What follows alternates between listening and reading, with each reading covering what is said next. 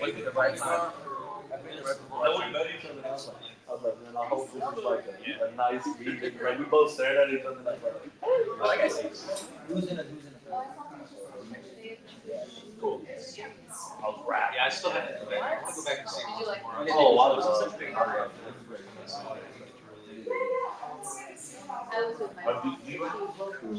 Yeah. Yeah, you know why. Yes, you know it. It's really good to see it because it's an unusual installation. It's not typical, yeah, it's pretty wild. Okay, let's dive in. Good evening, ladies and gentlemen. We're about to begin. Thank you all for arriving, and we were ready on time, so we are technically changing the stereotype on Latino time, which now means on time. So thank you for getting here early. We're setting up, and it is the last day of Hispanic Heritage Month. So thank you for joining us to celebrate that. I'm Professor Tony Diaz, the Libro Traficante, founder and director of Nuestra Palabra, Latinos Having Their Say, founded in 1998. Today, we want to be your favorite bookstore. What does that mean? That means you can go online to nuestrapalabra.org. As you're posting, your friends are going to be jealous. They're like, oh my gosh, you're this great reading, great spot. I wasn't there. You can assuage their anxiety because Nuestra Palabra is the exclusive online site for signed copies of Lupe Mendez's book, Prayer Holding Night, and also Jasminne Mendez's book, The Story of My Anger. So round of applause to them.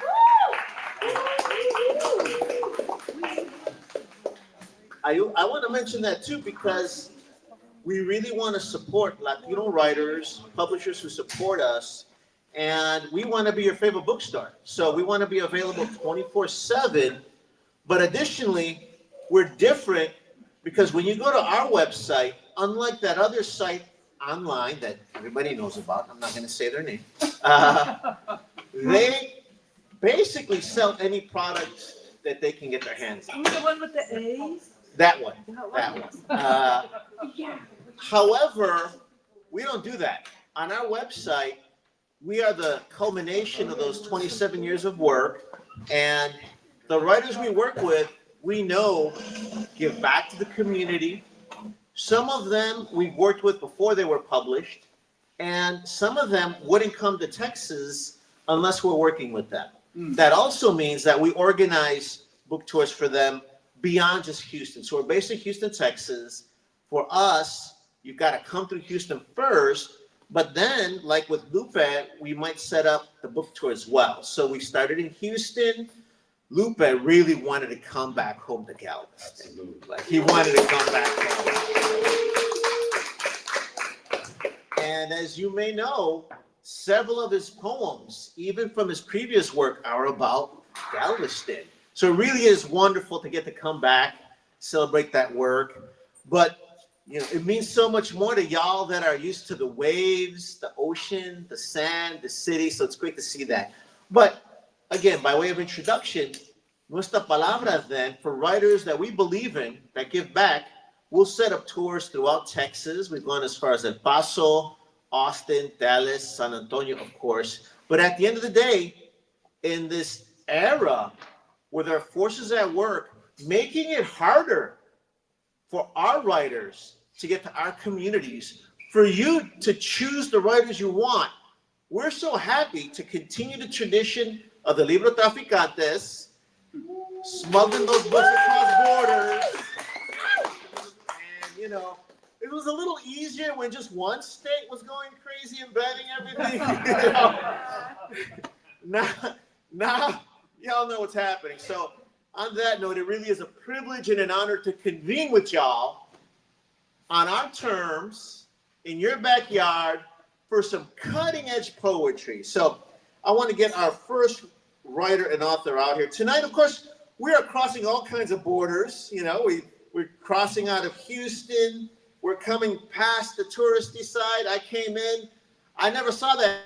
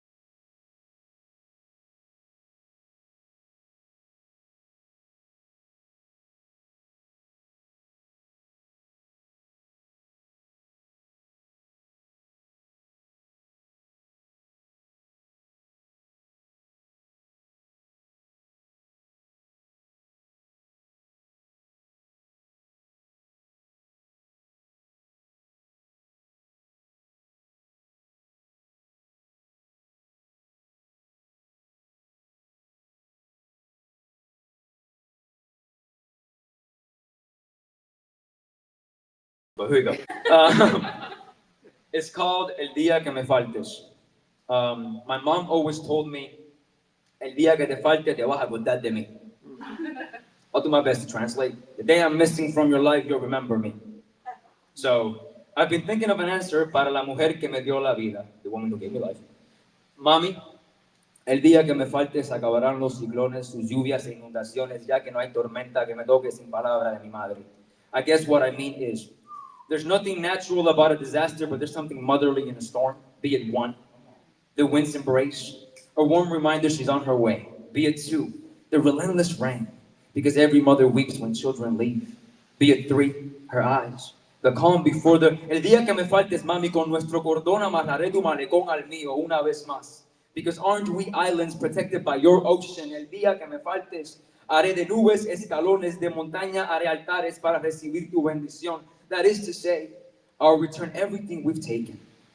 I'll comb back the white on your temple, the fractures on your face are rivers that run with your wisdom. Mommy, the day you're missing from my life, life will be missing from me, but I'll do my best to find you.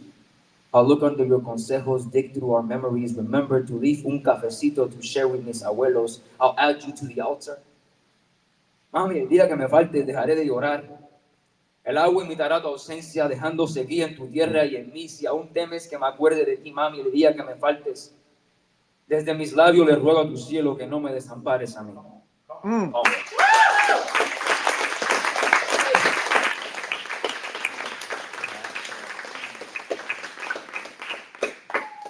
Se aventó el muchacho, ¿verdad? Sí. Aplausos para ese muchacho.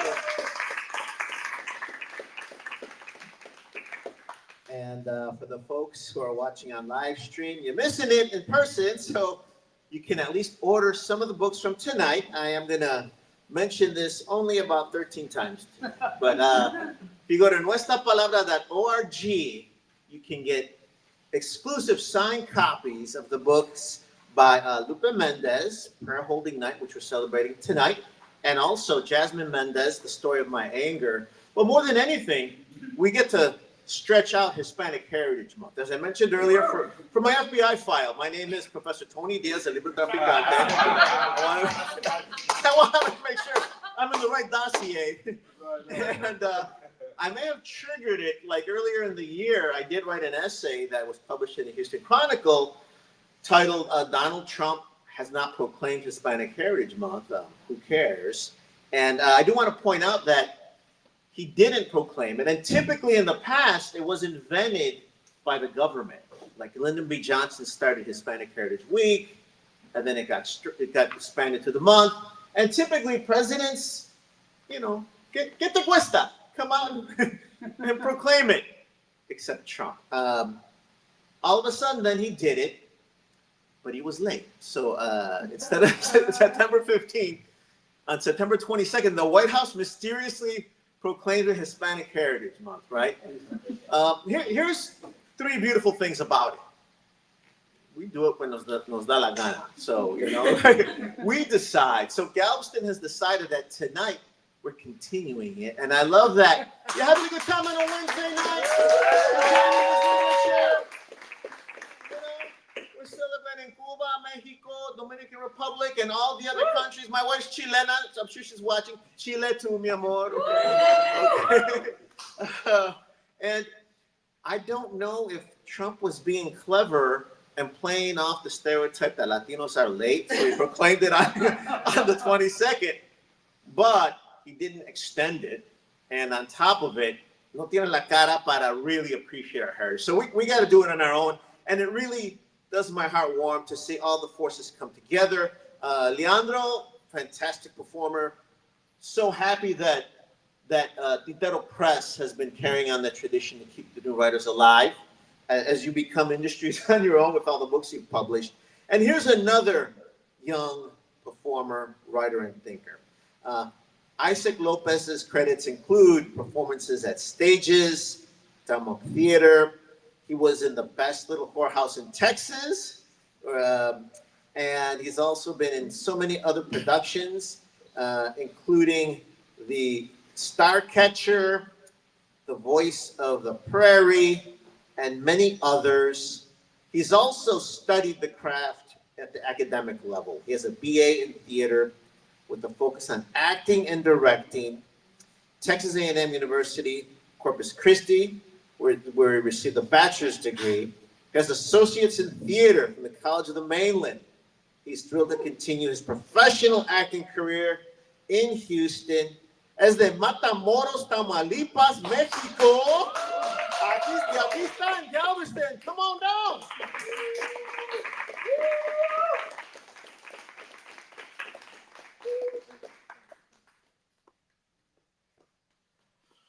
I'm a little too loud for the mic, guys. So I'm just gonna, we don't get that settled.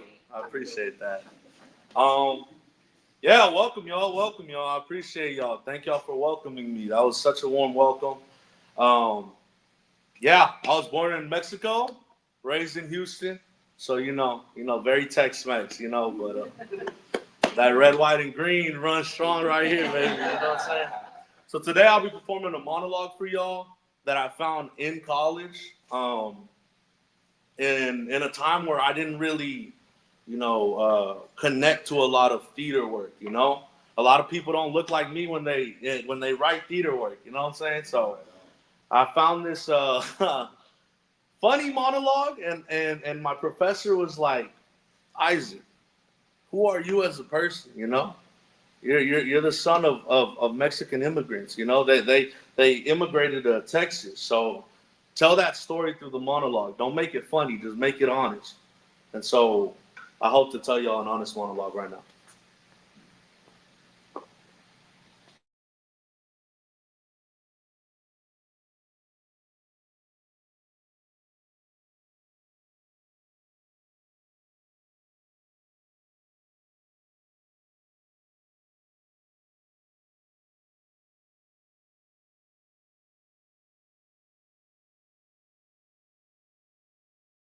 Who got an alarm set right now, man?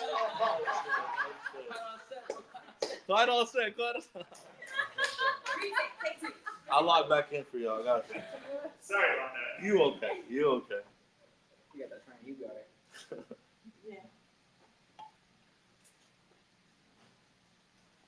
I'm not making excuses. Nah, I take full responsibility for who I am. And I'm still alive. I'm still here, and I'm still standing. And I'll tell you what, I'm standing here with a gift that no one could take away from me because I won't let them. I'm standing here with a world full of potential coursing through my veins. Look at me. I'm young. I'm good looking, right? I'm highly intelligent, charismatic. Now I got charisma, baby. And I'm a natural born leader. You see, I got so much potential. Yo, I could be president. Yo, I could be leader of my people. And someday soon, I'll be a force for righteousness. And when that day comes, I'll move mountains.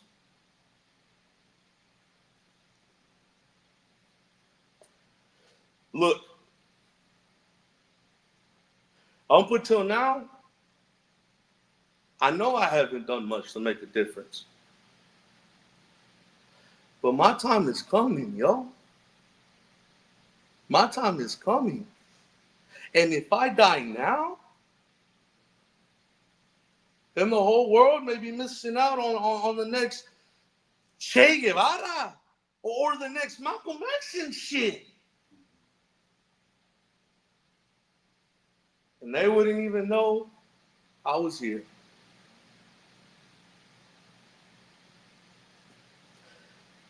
I would hate for the world to suffer such devastating loss. Wouldn't you? Thank you. Yeah.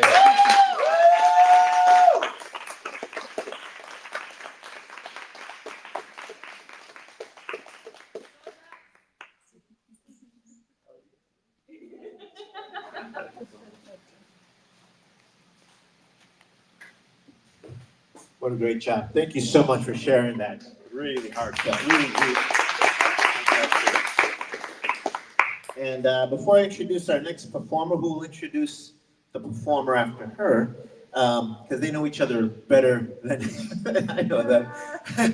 I do want to thank some folks. I want to thank the Galveston Arts Residency. What a beautiful space. Thank you for hosting us. Really beautiful space. Thank you so much. I want to thank the Nuestra Palabra crew. Rodrigo Bravo Jr. is over by the books right there. He helped set this up. Our producer, our cultural pusher, some folks behind the scenes that you can't see. Melissa, Lizbeth, Roxana Guzman, also Clarissa, who's out in law school, but still helping us. So we want to thank them very much. And additionally, y'all are a really good audience. I mean, I want to applaud you all because you are very, very big. It's like y'all rehearsed and stuff, you know? And you're all in this. So thank you so much for inspiring us. As someone who's been doing this for 27 years, it means a lot when y'all into it. And you know, caliber these breeders, you give it, they churn it and spit it back out. They're gonna be tired tomorrow. They're gonna be exhausted, but it's beautiful to see something come together like this, especially with this space. On that note, she will introduce her husband in a little bit, but I'm so proud to get to introduce, from many times, Jasminne Mendez. I love saying this. She's a best-selling Dominican-American poet.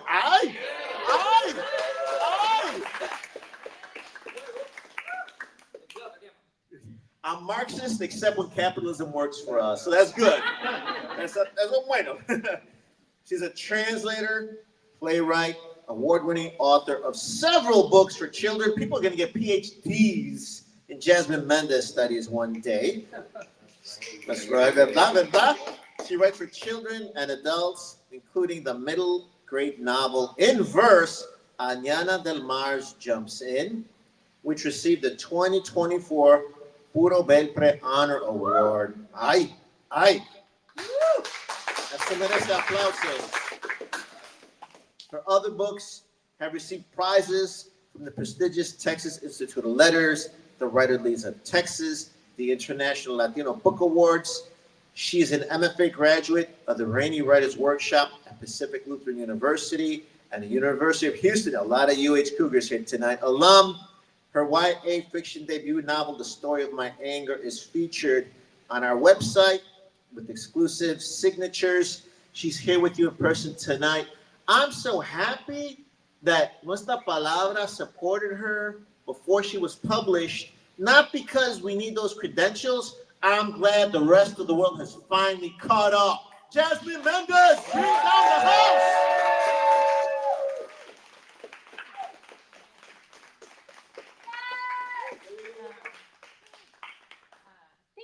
Good evening. Oh, this is a nice crowd. I love this. I've never read or performed in Galveston, so this is really special. And I wrote a whole book set in Galveston, Añana del Mar Jumps In, which is not here, but please check it out.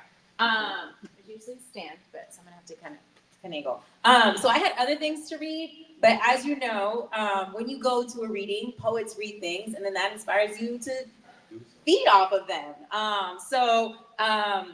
Leandro wrote and spoke about Tainos, which were also present in the Dominican Republic, and still are, not as many, obviously, genocide, but they are still there. So the Tainos were a native population of many of the Caribbean islands, and I have several pieces that reference them, and so I'm gonna read one of those now, and then the other one references Celia Cruz. So this is like, you know, my little, that one I originally had planned to read, but this one I hadn't, so. And then I'll read some pieces from the book so y'all can be excited about it and buy it because they're for sale tonight. So this is inspired by a museum, a museum in the Dominican Republic titled El Museo del Hombre Dominicano, which is a museum of the Dominican man, person, etc. But it's very problematic. On the first floor, it's supposed to be this wonderful exhibit all about the Taino peoples. And while I did learn a lot, I'm not quite sure what the intent was, but alongside the exhibits and the artifacts and the words and all this beautiful cultural things that they collected, there are excerpts from Christopher Columbus and his brother's journals, referencing the Tainos as savages and all the awful things you can imagine they've said. So I was like, is this, I don't, and I happened to see this museum while I was there for Thanksgiving. Actually, I was there for my father's graduation. It just so happened to be Thanksgiving week. They don't celebrate Thanksgiving on the island. So there were sort of all these layers of like things that I was feeling. So anyway, this is kind of very loosely inspired off of that. Anyway, my first Thanksgiving on Hispaniola. Thursday morning in Boca Chica, my beloved wonders how this small mouth pocket beach on a closed-lipped island got its name. Maybe it was a Taino word that was shaped into something the Spaniards could say without spitting. Or maybe when those invaders saw it from the sea, they salivated and said, that looks like something small we could sink our teeth into. And so it was how they devoured everything, how they dragged us out of paradise and into the mouth of ruin, how they came and conquered flesh and cane and robbed the earth and the land and the body of its sweetness, how they whipped it out of us until we became cream, nothing but something that dissolves under this endless summer sun. If you love a place, at best you're a patriot, at worst you're a nationalist, and I wish to be neither of those things. I am longing to return home, to find a bird or a flower bud, a bison or a bosom that hasn't been touched or tainted by tyranny. I want to feast on what we cannot harvest, the wind and its song, an ocean wave and the rain, an old man's laughter, and my hands dipped in honey and soil soaked in what they stole from us.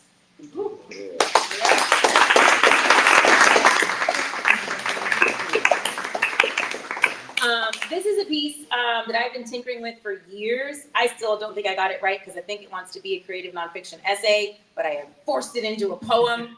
So this is the version that exists right now.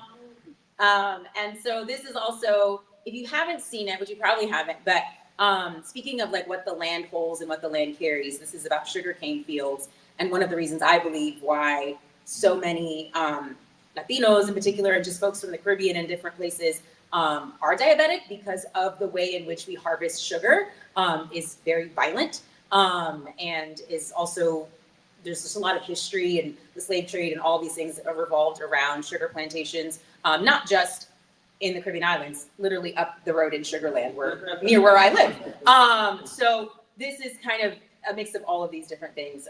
And yes, there is an homage to Celia because azúcar. Yeah. And so my point was though, there is a documentary on YouTube that you can find for free, at least there was a few years ago, called The Price of Sugar. And it's all about the ways in which Haitian migrants were trafficked into the DR for basically plantation, like slave labor. And they basically have to work to try to like buy their way out, but there's never really a way out. So this is titled after the documentary, The Price of Sugar. During desayuno, I spoon 4 cubes of sugar into my morning café con leche, and mommy says, cuidado, que el azúcar mata. And I know she's talking about diabetes and dialysis and the way she shook and whispered prayers in the dark when mama's kidneys couldn't shake the aftershock of trauma from its blood. Cuidado, ella también tiembla porque tiene el azúcar muy alta.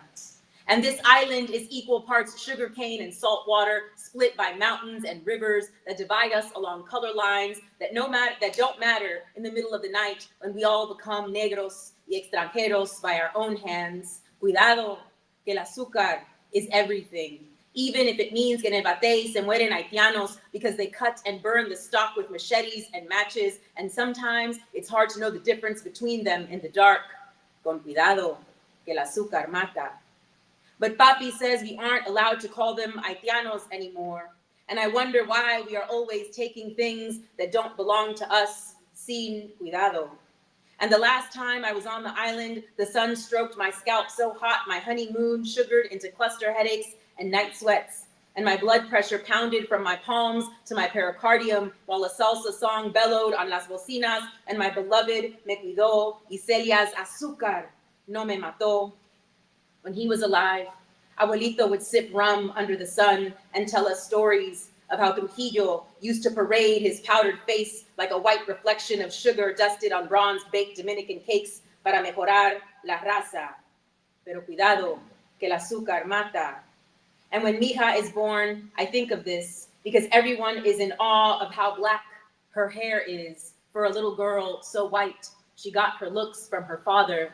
So I feed her forkfuls of dulce de leche and dulce de coco and fistfuls of dulce de leche so she can get her cavities from me.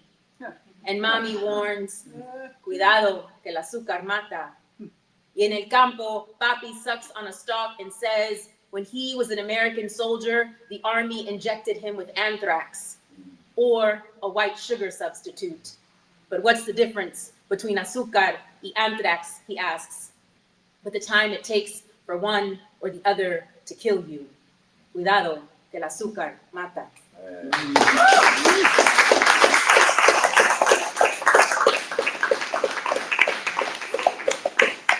And I'm gonna do a couple, so this is a novel in verse / other things, because I don't know how to stick to one genre. Genre is a construct, so is gender. And so it's like in verse for the main characters, like inner thoughts and feelings, and then it's written in scenes like a play for the scenes that are heavy in dialogue. Because I'm a theater nerd as well, just like Leandro and Lupe, actually, we met during a play.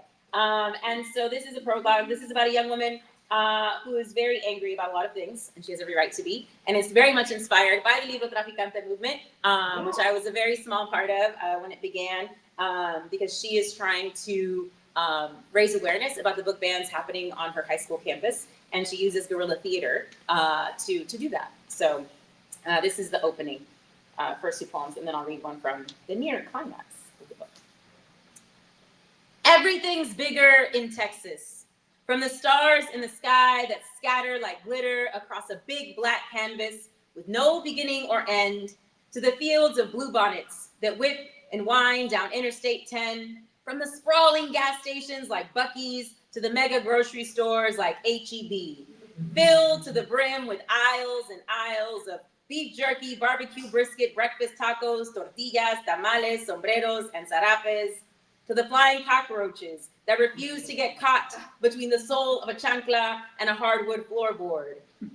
From the kindness of strangers who will bless your heart and thank you, ma'am, for any old thing, to the pickup trucks that grumble and chug and haul barrels of hay, horses, and even houses, from the overcrowded gun conventions that dare you to come and take it, to the Confederate flags that hang and wave at you from your neighbor's driveway. Everything's bigger in Texas, except the straight white Texans' ability to imagine a world where they are not the center of the universe, which is why I think they keep making laws and they keep changing the rules to keep the rest of us in our place, to keep the rest of us small. Yeah.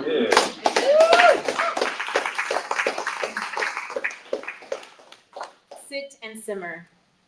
My name is Julieta Lopez, and this is the story of my anger and how it became a house fire I tried to smother silent, but it spun into an asteroid that slammed around inside me and begged to be let out. I didn't want to play the part of the angry black girl, so I tried to keep the fire contained in my belly, but it slithered out and snaked itself around my throat, a rope of smoke that caused friction in the folds of my body. And the longer I let it sit and simmer, the harder it became to just breathe.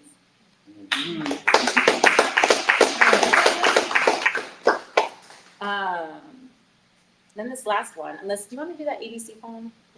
Yes. Do the ABC poem, Okay, I'll please. do that after this one. Oh, Sorry. that's okay. That's fine. I'll take it. I'll do it. It also references Taino, so there you go. This one is, do y'all mind? This one is before she punches a girl in the face. Woo! So, spoiler alert. Love it. So she does not contain the fire in her belly. The origin of my rage. My rage was born a flame, a small spark ignited by the stares and sideways glances of white schoolgirls like Lana, who have always tried to make me feel less than. I tried to keep my rage a campfire. I tried to smother her with a blanket. I tried to hold her close and tuck her behind my belly button. I tried to sing her soft lullabies to keep her quiet, but each racist remark and rejection I have endured has fanned her flames, and Lana's laugh is the last straw. My rage is now a wildfire, a natural disaster I can't outrun. She is ready to leap out of me like hot embers so she can burn everything to the ground. She wants me to see her for who she is, to scream and take selfies with her, to show everyone she's alive. But when I look in the bathroom mirror, all I see is my own face set ablaze.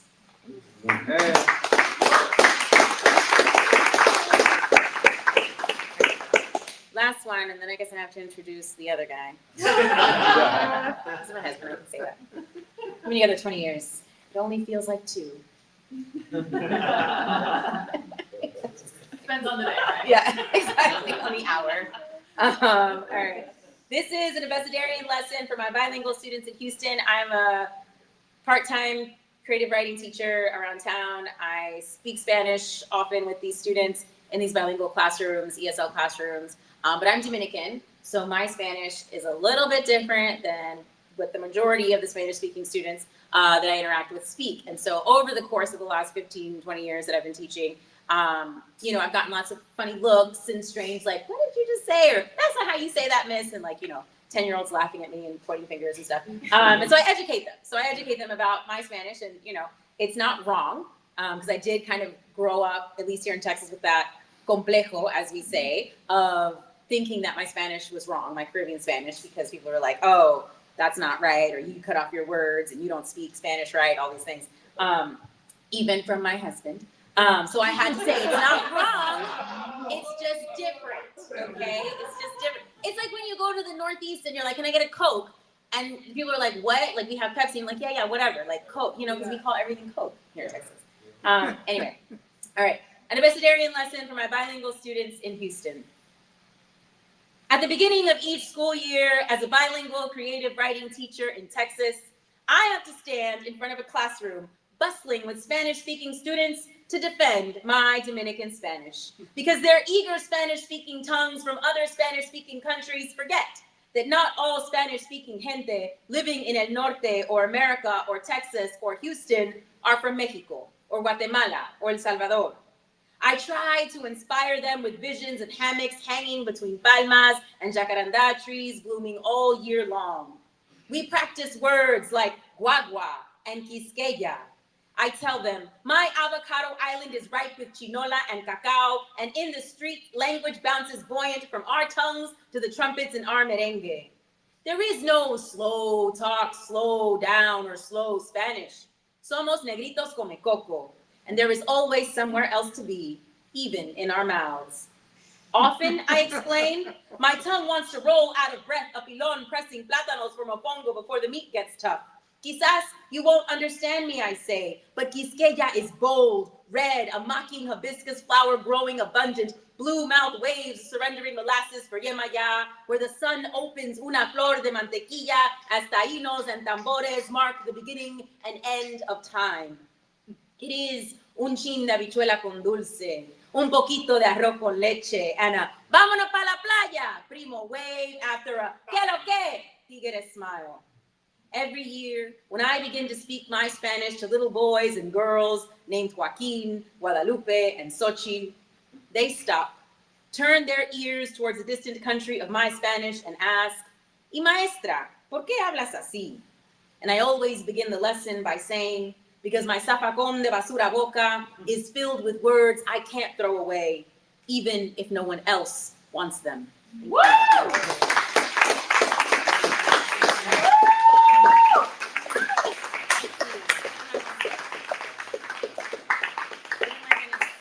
About the next former Texas Poet Laureate. Yes. He is a great cook, a wonderful father. He now wears reading glasses. No. Yes, Lupe Mendez is a poet, a writer, an essayist, a performer, a director, a high school creative writing teacher at HSPBA. He is well accomplished, very well published in things like Poetry Magazine. He is an editor for both, Texas Review Press? Is that what it is? No, the Texas Review? Texas Review?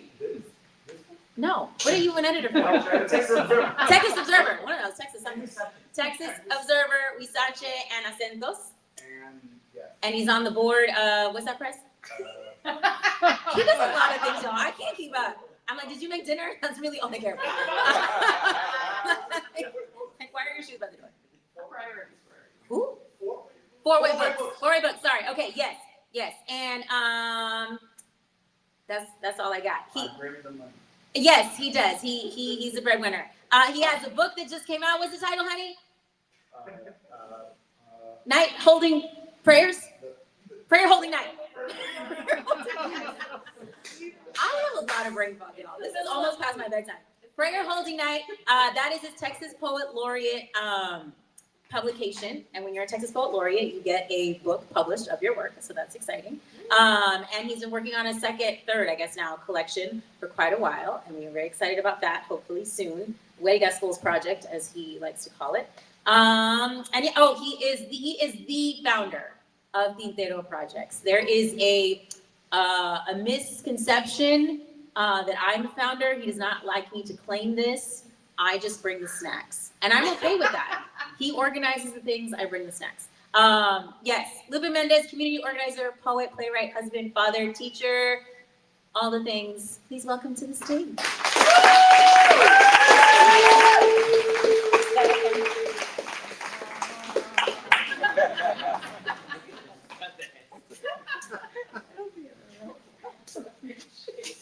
Buenas tardes. How's everybody doing? Galveston Island, I come home to you as the son of the island, not as a Galvestonian, but a goddamn writer. And I would also like to say, they say enchufle. They say enchufle when it's enchufe, just a technicality. That's fine. And neither one of those are correct. We've looked it up. It's things. Thank you all for coming out tonight. Full house. Give yourselves a round of applause. Another round of applause for the Galveston Artists Residency, because this place is amazing. Thank you all for letting us host this reading here. Thank you, Nuestra Palabra. I've been working with Nuestra Palabra since I was 20. And so it's been really good to see the trajectory of the organization. It started doing public showcases at the Chapultepec Restaurants Party Hall off of Richmond and Montrose. And it later evolved into bigger showcases at the Tolima de Houston in Second Ward. And then we started doing book festivals at the George R. Brown Convention Center for 35,000 individuals. Even in the face of the first time the Astros were in contention for the World Series, and we were brushed right up against playoff season, and we still had 35 plus at the George R. Brown. We had authors who were like, as soon as we're done, can we go see the game? And we figured out how to get there. Then we've done radio shows at KPFT 90.1. Here, I think it's 88.7 when you pick up the broadcast. No. What is it? KUHS. Oh, that's Well, it KUHS. used to be 88.9. Oh, 88, but they don't do it anymore. The, re- We can't do it. the repeater got trashed. We Oh. haven't had it for years. Wah, wah. And then now a podcast, and now a bookseller, and I'm absolutely proud and grateful for the work that Ms. Palada has done. And then for Tintero Projects, it's good to see this like evolution and echo, the things that we used to do, the things that are now present. And Jasminne does more than bring the snacks. She runs our IG account and does all of our programming. So we have lots of stuff in plan moving forward. I left this place at 18, and it is only just now, and it's hitting me right now, that I am home at 48 with poems in hand. So I came back home to show you what I've been doing for the last 30 years. So I now wear glasses when I read. And, times. A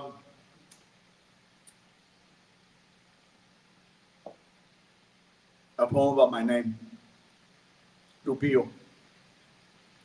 I asked about why this name. He laughs. The night you were born, your ama almost died. Toxemia in veins, and outside the moon was a breeze.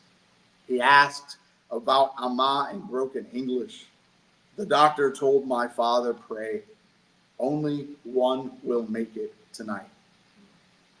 Tio Chilo once said, Abba sharpened glass pieces on rock to shave. I asked, how did Abba not cut himself? My tío laughed. Muchacho, cada hombre se corta. Every man cuts himself. Blood is nothing. Ama said, on my born day, she floated out of body in a red line. Saw herself, heard a baby coo. Ama had to have a hysterectomy. Perhaps age or I broke womb. The night my Apa first crossed Texas, he prayed La Virgencita would guide him. He prayed to a breeze, a moon. I imagine him in prayer the night I was born in a capilla. Querida Virgen, déjame los vivos. My body, my Ama's blood pooled in this name.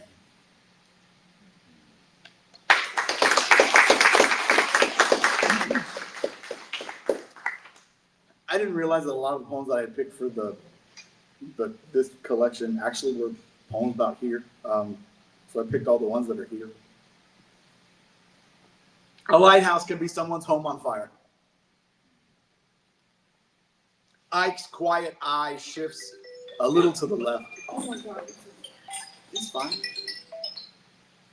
That's a lovely ring. Ike's quiet eye shifts a little to the left, hiding the second half of his fury. Goddamn fever sweats. Ike is an angry, stubborn boy, a devil, messes with you right as you dark slumber. For a moment, a few of you can take a breath in the middle of water. This is your chance. Now the sky is blue calm. Go ahead, take a peek. Outside, in the cold, the dank, the deep, it is the same as inside. There is sand and sea water everywhere. There is always water here. We have always seen this before. No sidewalks, no grass, no cars, no gardens survive. Only a few houses stand, or the leftover stilts, lone towers high in the sun. Some have collapsed under the weight, rain, and worry. You know this won't last long. Go quickly. Ike will lurch forward soon. He is starting to surge. You should grab what you can. Pray the wind won't hurt. Ignore the last house on the left. It's on fire. You don't need to go see, knock on doors, see if Henrietta or Carla or Alicia or Allison got out. They were stubborn, perhaps slept as lightning struck. You know the ships could use their home now. An instant lighthouse in a sea of gray water. The smell of burnt wire and black smoke will billow orange puffs. Don't stare too hard, for you see, a lighthouse then can be someone's home.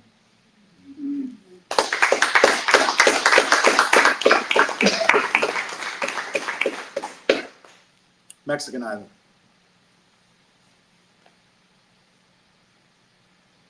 I live in 45 granite rocks in long rows. This is a pier, a walkway, a moment, jettison out into the Gulf, just past the beach. The world changes here. The moon takes care of me. I am drawn, moonlight, a brush of sea air, foam against the jagged that makes this place. I park 1 block away. It is always dark when I walk on the seawall, down the staircase on 35th.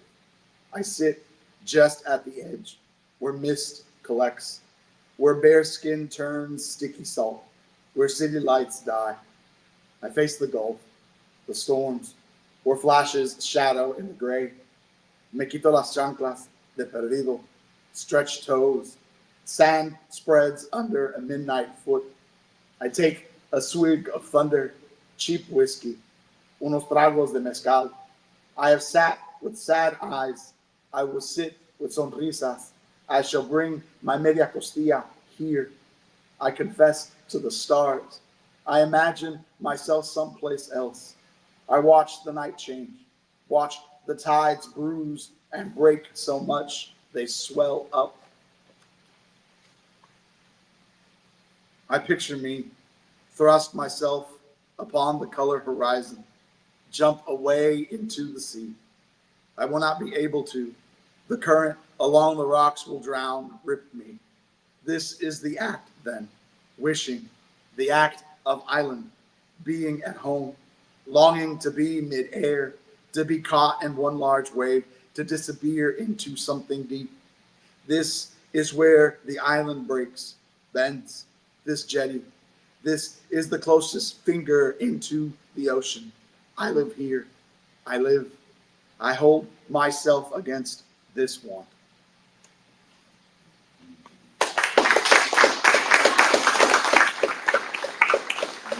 I think I spent a lot of times sitting on the jetties as a teen. Yeah. Because you couldn't go to a park at a certain hour because the cops would run by. You couldn't do the baseball parks because that's where everybody got drunk. You couldn't do Cherry Hill because that's when they did the racing, and you didn't go to 109th because that's where, or the end of the seawall on the west side because that's where everybody's making out. So the only place you could go to get some kind of thinking done was sitting on the jetties. And back in the day, there was one spot, I don't even know if it's still there, it's right by the ballparks across the street. Luke's used to sell, I'm not calling anything out, but thank God for certain things. Luke's would sell things and you could get a bottle of cheap wine and sit on the jetties and try to figure out your life. And I spent a lot of that time trying to figure out my life. Driving by the old State Theater on Ama's 79th birthday. Growing up in this place, there was also this understanding that certain populations didn't have full access to everything in a way that was, I don't know, culturally sensitive. Being Latino in this space, it was a quiet existence. Like there's much more here that I can see that's face front, but back then there wasn't a lot. There was one grocery store that we could always go to, Maya's. And that you could get everything at Maya's. And then my parents used to tell me the story of the State Theater on the weekends would show old black and white golden age Mexican cinema films. On Thursdays and Fridays after 10. And so a lot of their stories were them going to certain bars or a bingo hall on the old end of where Galveston Mall used to be. And it would be a night of dancing. And then you would end up at the State Theater watching a black and white Mexican film and talk about romantic, like even back then. So my mom talked about the theater and then, we passed by it one day and she told me this amazing story. And I was like, of course, Mom. Driving by the old State Theater on Ama's 79th birthday. She damn near snaps her neck. Eyes stuck to the fachada, an old movie house. Here, gutted white inside. She smiles, looks, says, I know why you are such a bruto, mijo. Unfolds in an old memory. Back in 58. Downtown Galveston had signs, big, stark white and black letter signs, colored here, colored there, nothing para invisibles, nothing para Mexicanos, unknown unless you make a mistake. Dangle you in a tree branch late at night, she would say. Rent lady tells me to be careful at night.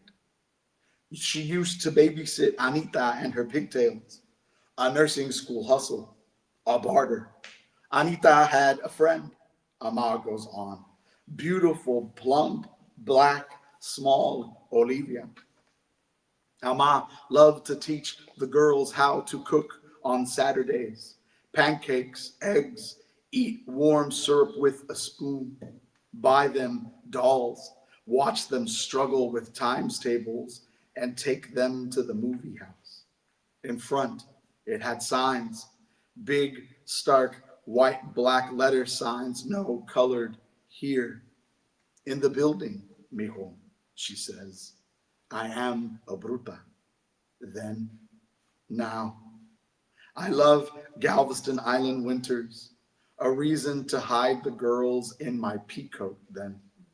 Pay the janitor a few centavos, sneak them through the back door, their hands warm, sticky from sweet maple, their heads unaware of hate, their eyes, their skins are the same in the dark.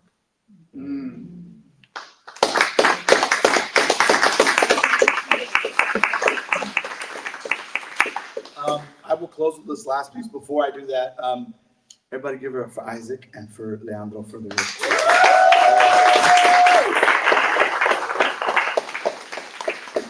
And then also a round of applause for Jasminne and that amazing work. If you do have time, please peruse through the Nuestra Palabra bookstore. All the offerings that are there you can purchase tonight. Make sure you buy something as you leave. It's a great opportunity to connect directly with a bookseller that is representing authors that you won't find in your standard bookstores at your Barnes and Nobles because they've made decisions to not carry certain books. And so this is how, in all of the legislative things that are occurring, this is exactly how you directly affect change in a particular environment. So thank you all so much for coming out, supporting, and buy a book. I end with this piece. At some point, I think I will figure out a way. I don't even know how to do this, but I distinctly remember growing up here during Hurricane Alicia.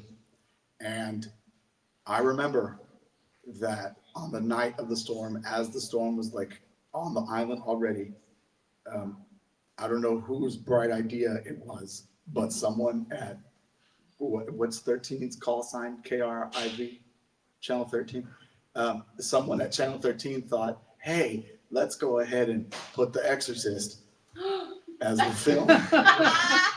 and I distinctly remember watching the film as the storm was coming over the island. And the reason it sticks in my head, and it still freaks me out, there's a scene in the film where that child launches the dresser at her mom and it misses, and then she's cackling. And when that occurred, it's in the poem, something happens with my uncle's front door because we went to his apartment complex. It was all brick. And what happens knocks over the TV and the cathode ray blew out, but the volume was still on. And all you heard was, and let me just say, and I know we're on live stream and maybe you don't just close your ears. That fucked me up. And I was like, El Diablo! And then I ran to the back. My mom and I ran to the back room, and my dad was cracking up laughing. And I remember my mom and my uncle were like, who the hell put on The Exorcist?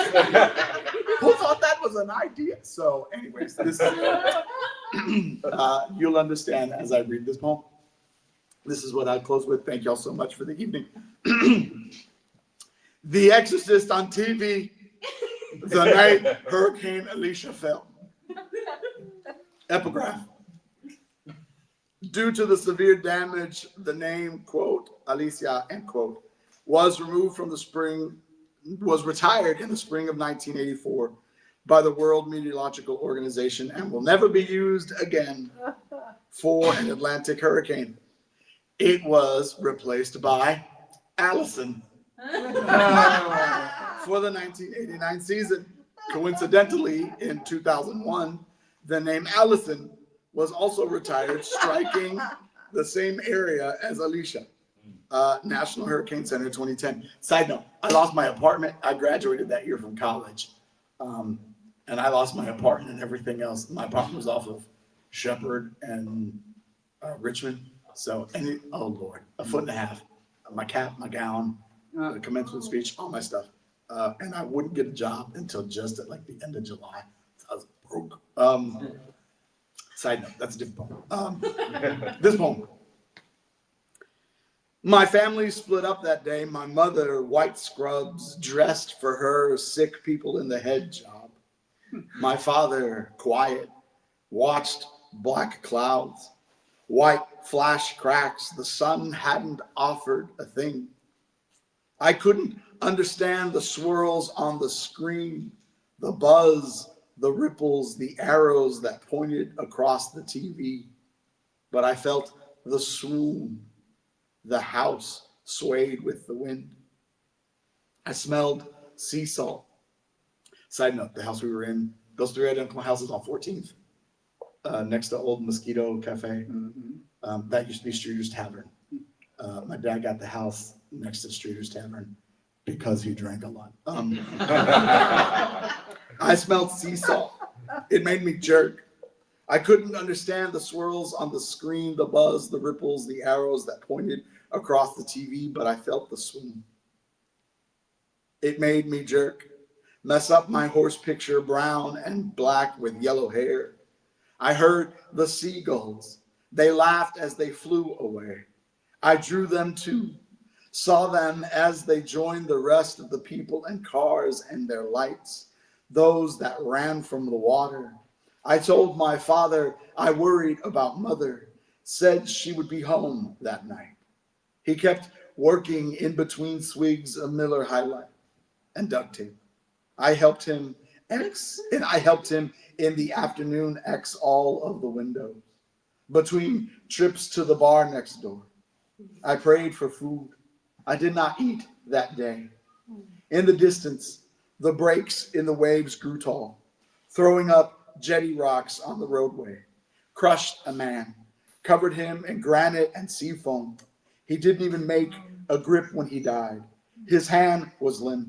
His wrist was stuck between asphalt, the glistening rock, the size of a Dotson. But as he was walking forward, the smell of fish remained. When they pried the piece of jetty off, he died with a basket of croakers. He once shined shoes at the Hotel Galvez.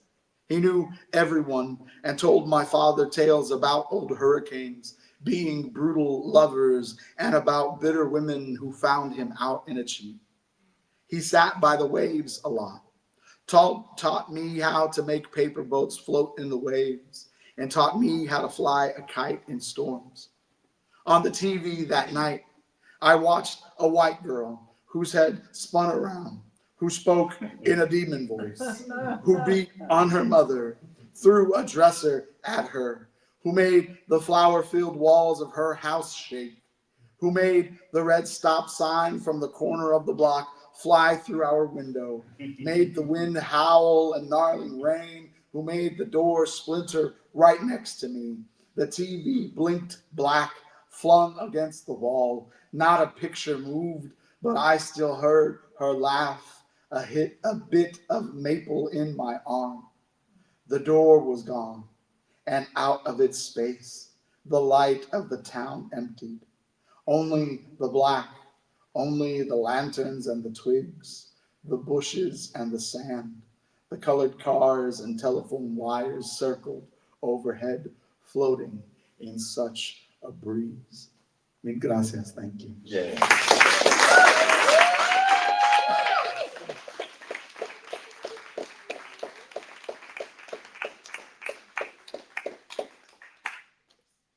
Did y'all enjoy that? Oh, yeah. I don't know. Would you like all of us to visit Galveston again, maybe? Come Yeah. on. Okay. All right. Thank you. Thank you very much. Really feel the love. Appreciate all of that. Now you got to think about your friends and neighbors who are going to see you on social media. They're going to be jealous. They're going to feel left out. So I know you're going to buy books. So in a little bit, we're going to have Lupe and Jasminne sit right there. Rodrigo Bravo will sell you as many copies of their books, Prayer Holding Night, and also Story of My Anger, as you like. But if you can, don't forget friends, family. Additionally, if you can donate an extra copy, we actually, back during the Libro Traficante heyday, we had underground libraries that we told people about. You've got Libro Traficante's Jasminne here, Lupe Mendez. Shout out to also Laura Raso, Diana Lopez, Brian Parras. Back in the day, we would flaunt them. Today, we have underground libraries where we're not going to tell people where they are because of the state we're in. Additionally, we've got underground libraries across the street from schools that we can no longer enter because, as you may have heard, ethnic studies, our writers, even librarians are being expunged from the system, but there's still a demand. So we're happy to fulfill that demand, bring it to you. And I'm going to close by saying that, some folks are shouting about some of the major bookstores that will not carry our writers. They're scared, right? But we ain't scared. So we are happy to traffic these books across Texas, and take them to your house. It's wonderful tonight. On behalf of Nuestra Palabra, we're great to be here with. So Lupe and Jasminne, if you would kindly take the thrones, and then we'll all hang out. You can take pictures with them as well. So thank you so much for coming out. Gracias.